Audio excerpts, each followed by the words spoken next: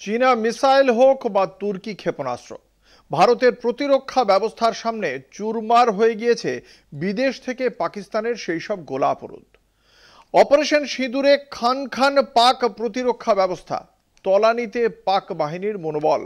সফল প্রত্যাঘাতে সামরিক প্রতিরোধ ভেঙে চুরে দেওয়ার পরে পাকিস্তানকে চাপে রাখতে আন্তর্জাতিক কূটনীতিকে হাতিয়ার করতে চাইছে ভারত, এবং সেই লক্ষ্যে পহেলগাম হত্যাকাণ্ডের দায় স্বীকার করা দ্য রেজিস্ট্যান্স ফ্রন্টকে নিষিদ্ধ ঘোষণার দাবিতে ভারত সুর চড়ালো রাষ্ট্রপুঞ্জের নিরাপত্তা পরিষদে। অন্যদিকে ভারতের সিন্ধু চুক্তির ওপরে স্থগিতাদেশ প্রত্যাহারে রাষ্ট্রপুঞ্জের হস্তক্ষেপে কাতর প্রার্থনা পাকিস্তানেরও। স্বাভাবিক, সিন্ধু চুক্তি স্থগিত থাকলে দুর্ভিক্ষের হাহাকার উঠবে পাকিস্তানের মাটিতে। লড়াই শুধু হাতে মেরেই হয় না, ভাতে মেরেও হয়, আর সেটাই দেখাচ্ছে ভারত। তাতেই কুপকাত পাকিস্তানের সামগ্রিক প্রতিরোধ, বাধ্য হয়ে দিল্লির কাছে সংঘর্ষ বিরতির আর্জি ইসলামাবাদের। ভারত তাতে সম্মতি জানালেও সন্ত্রাসবাদের বিরুদ্ধে অপারেশন সিঁদুর যে থেমে থাকবে না সে কথা গলা উঁচিয়ে ঘোষণা করেছে নয়াদিল্লি, এবং সেই লক্ষ্যে কূটনৈতিক কৌশলে পাকিস্তানকে কোণঠাসা করতে বদ্ধপরিকর ভারত। বৃহস্পতিবার ভারতের এক উচ্চপদস্থ প্রতিনিধি দল দেখা করে UN office of counter terrorism ও কাউন্টার টেরোরিজম কমিটি এক্সিকিউটিভ ডাইরেক্টরের সঙ্গে।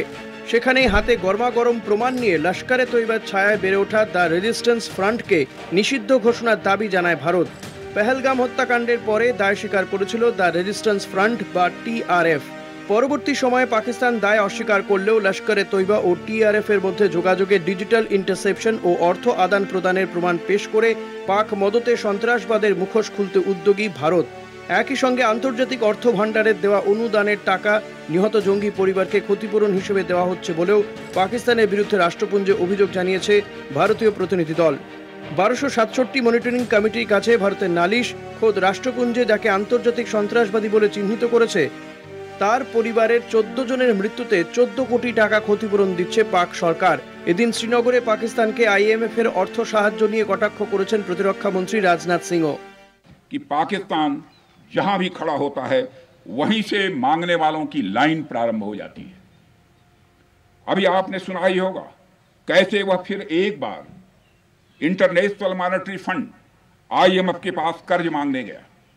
वहीं दूसरी तरफ हमारा देश है कि हम आज उन देशों की श्रेणी में आते हैं जो आईएमएफ को फंड देते हैं ताकि आईएमएफ गरीब देशों को कर्ज दे सके। ऐसी स्थिति में हमारा यह भारत है। একই সঙ্গে পাকিস্তানকে দায়িত্ববোধহীন রাষ্ট্র আখ্যা দিয়ে কিভাবে তারা পরমাণু অস্ত্র তৈরির অনুমোদন পায় সেই প্রশ্নও তুলেছেন রাজনাথ। पूरी दुनिया ने देखा है कि कैसे गैर जिम्मेदाराना तरीके से पाकिस्तान द्वारा भारत को अनेक बार एटमी धमकियां दी गई हैं।